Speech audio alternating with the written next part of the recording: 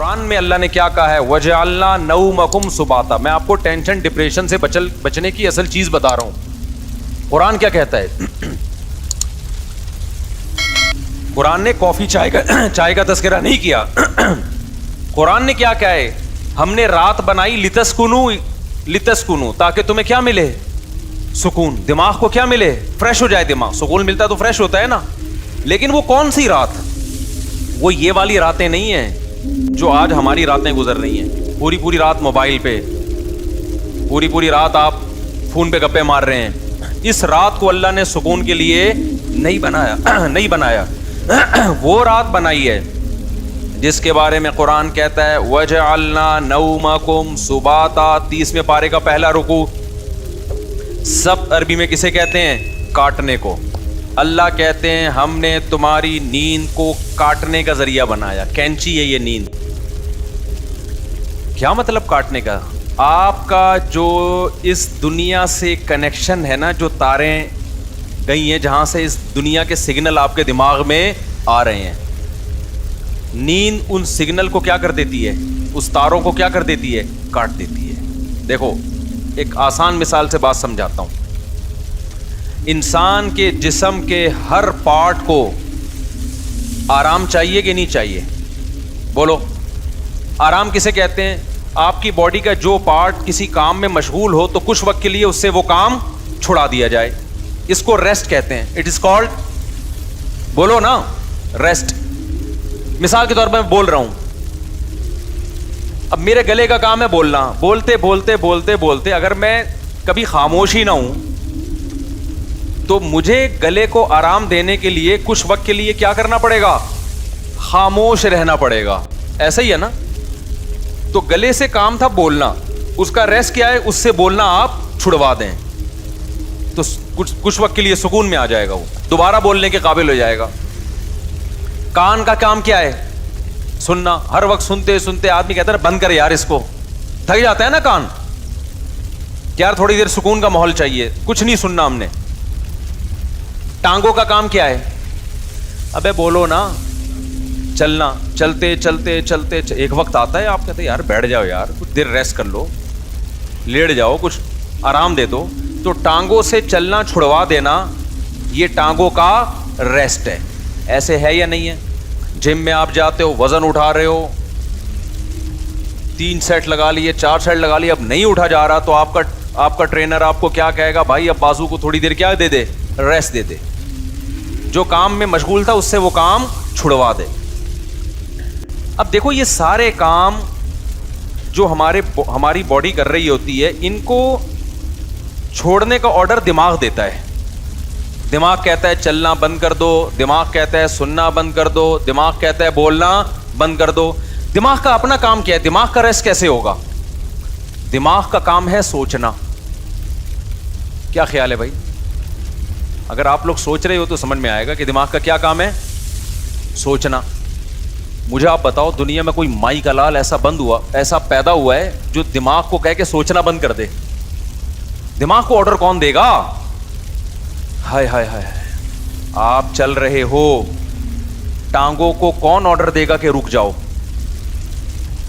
اتنا تو میرا خیال ہے جنرل نالج کا سوال ہے، یہ تو کوئی معاشرتی علوم کا سوال نہیں پوچھا میں نے. ٹانگوں کو کون آرڈر دیتا ہے کہ رک جاؤ؟ دماغ آرڈر دیتا ہے. تبھی ہم اب بریک لگا لیتے ہیں.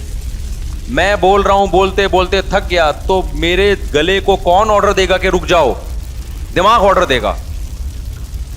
اس سے پتہ چلتا ہے آرڈر دینے والا ہمیشہ اس سے سپیریئر ہوتا ہے. آپ کی باڈی کا جو پارٹ ہے نا، کوئی بھی پارٹ، اس کو آرڈر دے گا بادشاہ. وہ کون ہے؟ وہ دماغ ہے.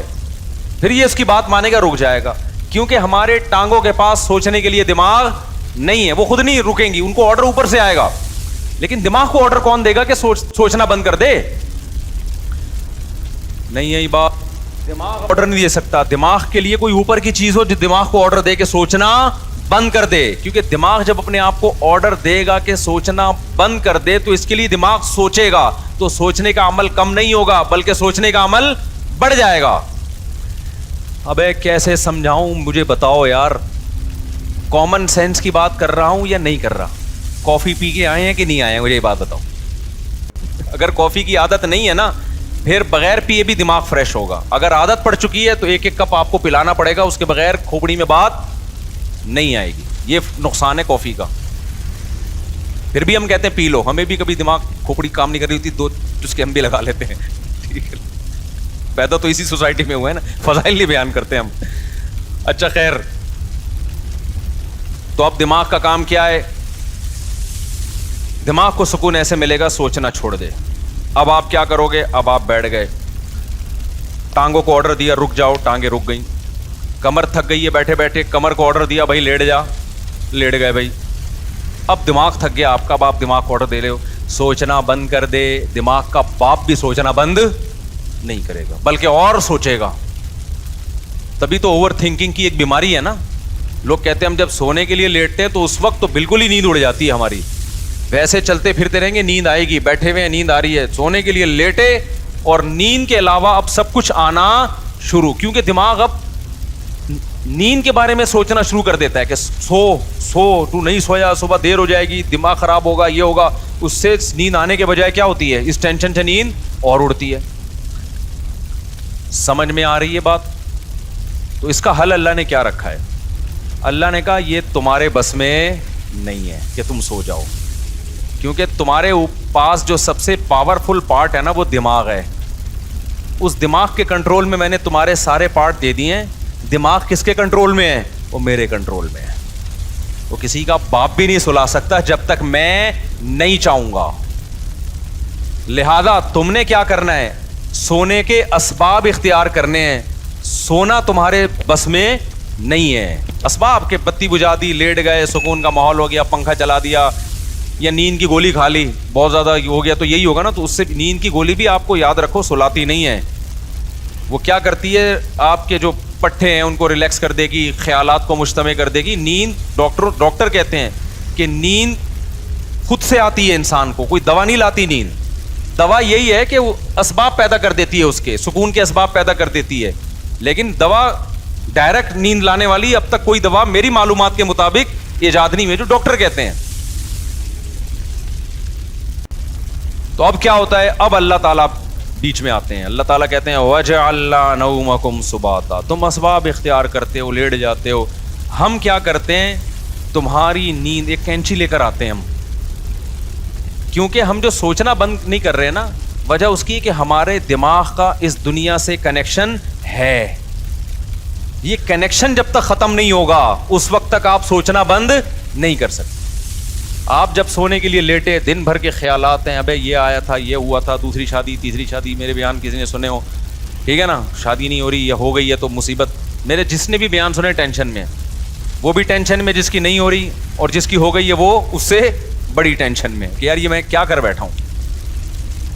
تو ٹینشنوں میں اور یہ اور وغیرہ وغیرہ 20 قسم کے آپ نکالتے چلے جاؤ دماغ سے. نہیں, اللہ کہتے ہیں میری قدرت کام کرتی ہے. میں کیا کرتا ہوں, اس کے جو لنک ہے نا, جتنے جہاں سے لیڈ آ رہی ہے اس کو, یہ دنیا سے آ رہی ہے نا, یہاں سے اس کے دماغ کا میں کنیکشن کیا کر دیتا ہوں, ساری تاریں, پاور ہی ختم ہو گئی. ارے میرے بھائی, بچہ کمپیوٹر پہ بیٹھا ہو, ہل کے نہ دے رہا ہو, پولیس بلا لی, بیٹا ہٹ جا یہاں سے, نہیں ہل رہا ہو, تو آخری حل آپ کے پاس کیا ہے؟ وہاں سے پاور کھینچ دو, پاور ہی نکال دو, ایسی کی تھے, تار ہی کاٹ دو بیچ میں سے. اب چلے گا؟ اب پہیہ لگا کے تو چلے گا, ویسے نہیں چلے گا کمپیوٹر. واللہ میاں بھی کہتے ہیں وَجَعَلْنَا نَوْمَكُمْ سُبَاتًا, ہم نے تمہاری نیند کو دماغ اور اس دنیا کے کنیکشن کا کاٹنے والا, یہ نیند ایک کینچی ہے جو کیا کرتی ہے؟ تمہارے دماغ کا اس دنیا سے کنیکشن ختم.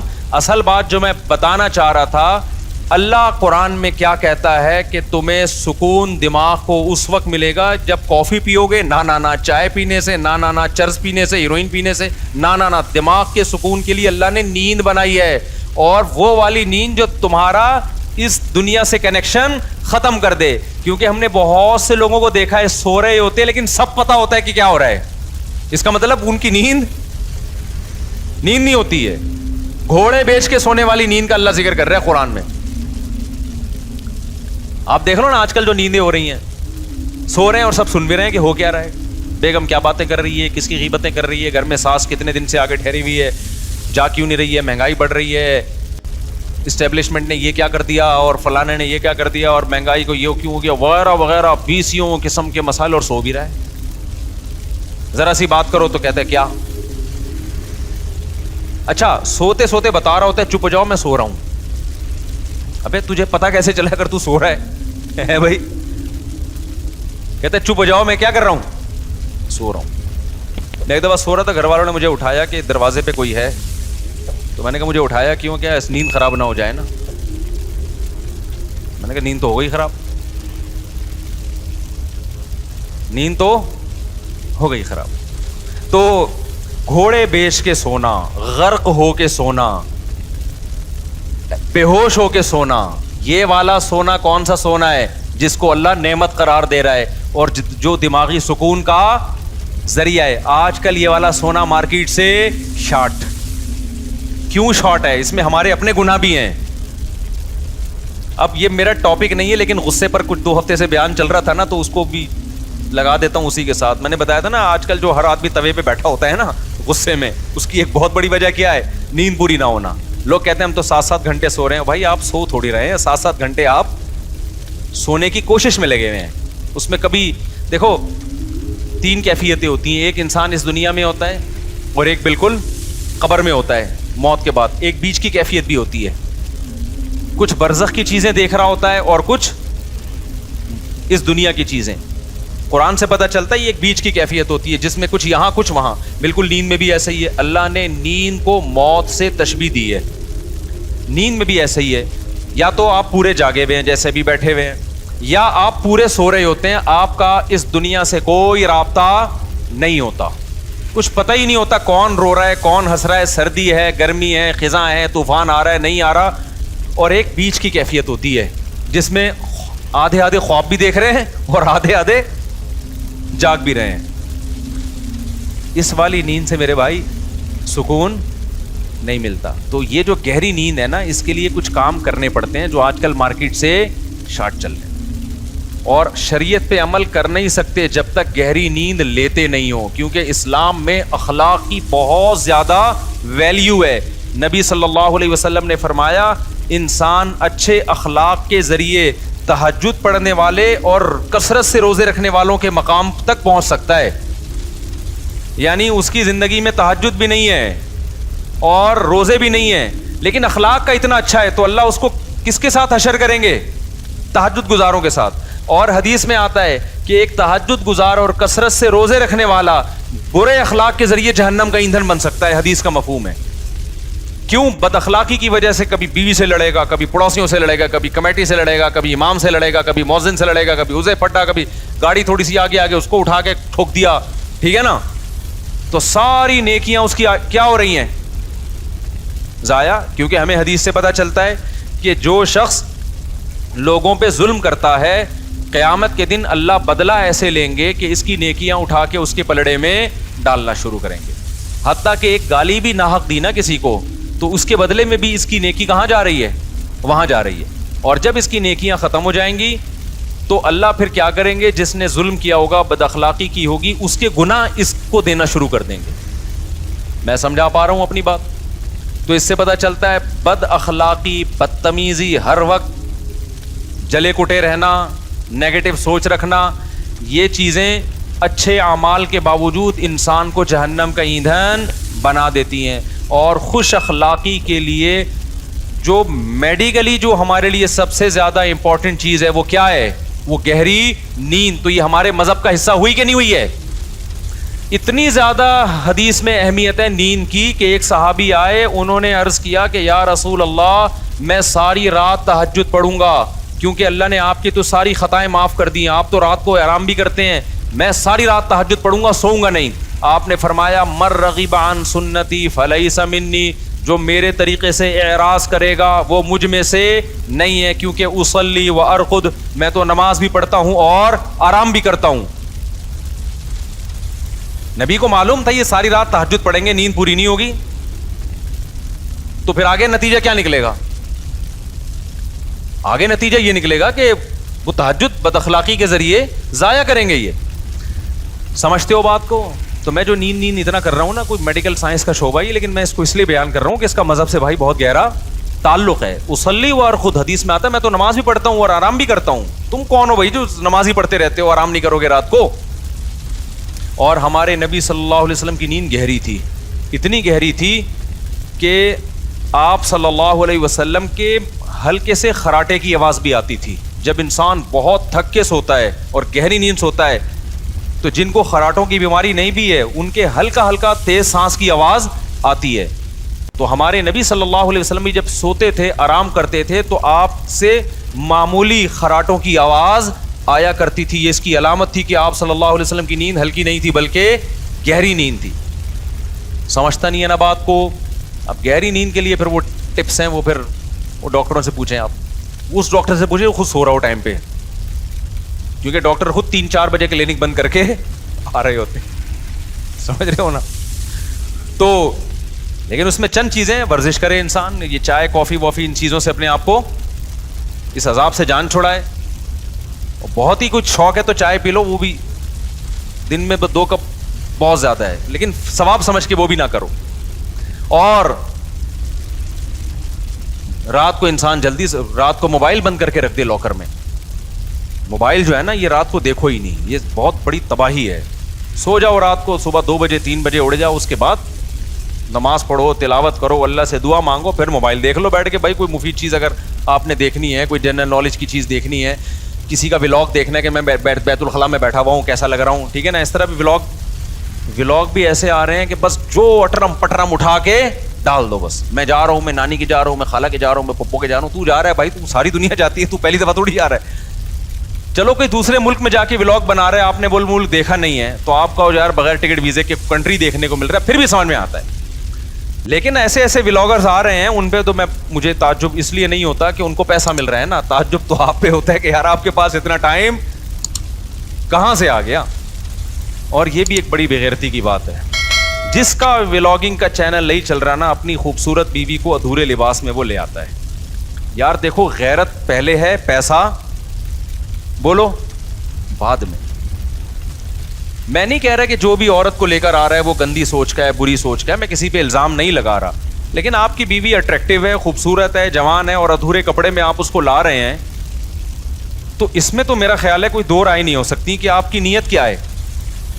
یہ ایسے لوگ ہیں, اگر یہ بیگم کو نکال دیں تو ان کے چینل دھڑام سے نیچے. اور یہ ٹھرکی عوام, انٹرنیٹ پر اتنا فحش مواد پڑا ہوا ہے, اس کو دیکھنے کے بجائے کہیں بھی ان کو کوئی چاہیے کہ اپنی بیگم کے ساتھ آ رہا ہو. بھائی وہ جو مواد ٹھرکیوں کے لیے رکھا ہے وہ بھی غلط ہے, لیکن جب اتنا ہے تو پھر چل کیسے رہے ہیں یہ ٹھرکی چیزیں. اس سے پتہ چلتا ہے کہ قوم کی ٹھرک اتنے عروج پہ پہنچی ہوئی ہے کہ سب کچھ دیکھنے کے بعد بھی جب ان کو پتہ چلتا ہے فلاں کی بیوی آئی ہوئی ہے, دیکھو اس کو لازمی, یہ ٹھرک کی سپرلیٹو ڈگری ہے. بھائی مسئلہ یہ ہے نا کہ نہیں چل رہا تو اپنی بیگم, خوبصورت سی بیگم ادھورے کپڑوں میں لے آئی, تو سوال پیدا ہوتا ہے بھائی جس نے ادھورے کپڑوں میں عورت دیکھنی ہے وہ فلمیں دیکھ لے گا جا کے, وہ ناچ گانے والی عورتیں دیکھ لے گا, تو وہ آپ کی بیگم کو کیوں دیکھے گا؟ لیکن نہیں, وہ بھی دیکھے گا. تو یہ ٹھرک, آپ یو کے سے آئے, آپ کو یہاں کا اندازہ ابھی نہیں ہے. یہ لندن چھوڑ کے پاکستان آ گئے, کہہ رہے بہت اچھا ملک ہے, یقیناً بہت اچھا ملک ہے بھائی. ان لوگوں سے ہم پھر بھی بہت اچھے ہیں. ان میں یہ چھچور پنا اس لیے نہیں ہے کہ وہ اس سے بڑی چیزوں کے عادی ہو چکے ہیں. ہمارے یہاں کے نائٹ کلب ولب نہیں ہے, تو یہ بیچارے کسی کی بیوی ادھورے کپڑوں میں دیکھ کے تھوڑا سا کیا ہو جاتے ہیں, خوش ہو جاتے ہیں. ان سے آپ کمپیئر نہیں کر سکتے, کیونکہ یہ نا بہت سے لوگ کہتے ہیں پاکستان میں فحش فلمیں سب سے زیادہ دیکھی جاتی ہیں. غلط ہے, نہیں دیکھنا چاہیے, لیکن اس کا یہ مطلب نہیں کہ وہ ہم سے اچھے ہیں. بناتے کون ہیں یہ فلمیں؟ وہ لوگ بناتے ہیں, تو بنانے والا زیادہ برا ہے, سمجھ رہے ہو؟ جس میں جو بالکل ہی حیا لیس ہو جائے گا وہ بنائے گا. پاکستانی کم از کم اس سے تو کم ٹھرکی ہے نا, بنا تو نہیں رہا اتنی, پھر بھی دیکھنا چھوڑ دو. ایسا نہ ہو کہ آپ بولیں گے چلو دیکھنے کی وہ پرمیشن, دیکھنا بھی غلط ہے, لیکن اس سے آپ جو دوسری قوموں سے کمپیئر کرتے ہیں نا پاکستانی کو کہ یہ بڑے ٹھرکی ہیں, ایسا بالکل بھی نہیں ہے. ان لوگوں سے وہ ٹھرک کی بہت اوپر لیول پہ پہنچے ہوئے ہیں. وہ یہ بد نظری جیسی چھچور پنے کو ٹائم ویسٹنگ سمجھتے ہیں, ٹھیک ہے نا. یہ پاکستان کے غریبوں کے کام ہے یہ کام. خیر, تو جلدی سے میں بات کو سمیٹوں, کہاں سے کہاں چلی گئی. تو میں یہ کہہ رہا تھا یہ تھوڑا سا کنٹرول کر لیں سونے وونے کو, تاکہ اوپر کی سیٹنگ کیا ہو جائے, سیٹ ہو جائے, اور یہ طلاقیں بھی کم ہو ہماری سوسائٹی میں, اور یہ مار دھاڑ کے واقعات بھی کم ہو, اور یہ جو یونیورسٹیوں میں ڈرگس چل رہا ہے, چرس, آئس, یہ سب چیزیں سکون کے لیے لے رہے ہیں لوگ, لیکن اس سے سکون آنے کے بجائے تباہ اور برباد ہو رہا ہے. دیکھو مذہب خدا کی قسم بہت بڑی نعمت ہے. مذہب آپ کے پاس آپشن چھوڑ دیتا ہے سوچنے کا. شرابی شراب کیوں پیتا ہے؟ وہ کہتے ہیں اس میں کیا خرابی ہے, وہ بحث کرے گا. کچھ لوگ بتائیں گے کہ یہ فائدہ مند چیز ہے, کچھ کہیں گے نقصان دہ چیز ہے. تو وہ اپنی دماغ استعمال کر کے پلس مائنس کر کے ایک فیصلہ کر کے کچھ چھوڑ دیں گے, کچھ پینا شروع کر دیں گے. جو پینا شروع کرتے ہیں سوسائٹی کو کتنا نقصان ہوتا ہے. مذہبی آدمی کے پاس یہ آپشن ہے ہی نہیں. اس کے پاس 2 اور 2 4 کی طرح ہے کہ انما الخمر والمیسر والانصاب والازلام, اے ایمان والو شراب اور جوا کیا ہے؟ حرام ہے. بس جب حرام ہو گئی تو اب ہمارے پاس آپشن ہی نہیں ہے نا سوچنے کا کہ یہ صحیح ہے کہ غلط ہے. بس غلط ہے. جب اللہ نے کیا دیا غلط ہے تو کیا ہے؟ غلط ہے یہ. اب دیکھو جو لبرل طبقہ ہے ان میں پردہ ختم ہوتا جا رہا ہے. اپنی بیویوں کو دوسرے کی بیویوں سے, دوسرے دوستوں سے ملانا, دوست کی بیوی آپ کی بیوی سے, آپ کی بیوی اس کے دوست سے, کزنیں آپس میں مل رہی ہیں, اکٹھے ڈانس بھی کر رہے ہیں. وجہ کیا ہے کہ وہ یہ بحث کرتے ہیں کہ اس میں غلط کیا ہے. بھائی اگر کزن نے کزن کے سامنے ڈانس کر لیا, بہنوں کی طرح ہی ہے نا, ہم لوگ کوئی ہماری نظریں خراب تھوڑی ہیں. اس سے آہستہ آہستہ سوسائٹی کس کی طرف جا رہی ہے؟ تباہی کی طرف. زنا کے واقعات, گھروں سے بھاگنے کے واقعات, ماں باپ کے ساتھ بدتمیزی. جس لڑکی میں حیا نکل گئی, ابا اماں کے ساتھ تمیز سے بات اب وہ کبھی بھی نہیں کر سکتی. لیکن مذہبی لوگوں کے پاس اللہ کی کتنی بڑی رحمت کہ ان کے پاس یہ سوچنے کا آپشن بولو نہیں. کیوں آپشن؟ بھائی بیوی کو آپ نے دوست سے پردہ کرانا ہے, ختم. یہ کس کا حکم ہے؟ ہم تھوڑی کہہ رہے ہیں دوست کی نظریں خراب ہیں. ہو سکتا ہے اس کی نظر آپ سے زیادہ اچھی ہو, وہ نہ بری نظر سے دیکھے, لیکن یہ آپشن ہمارے پاس اللہ میاں نے کیا کر دیا ہے. بھائی جوان بیوی ہے تو آپ کو اپنے دوست سے اس سے پردہ بولو کرانا ہے, ختم.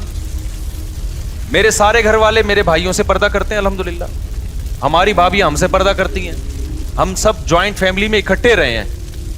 ہم لوگ 4 بھائی تھے اور میری والدہ کی 6 بہویں تھیں. یہ بھی ایک پہلی تھی.